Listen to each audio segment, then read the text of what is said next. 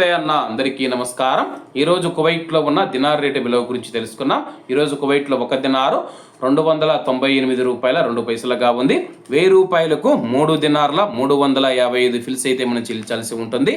10,000 రూపాయలకు 33 దినార్ల 550 ఫిల్స్, 20,000 రూపాయలకు 67 దినార్ల 100 ఫిల్స్, 30,000 రూపాయలకు 100 దినార్ల 650 ఫిల్స్ అయితే మనం చెల్లించాల్సి ఉంటుంది.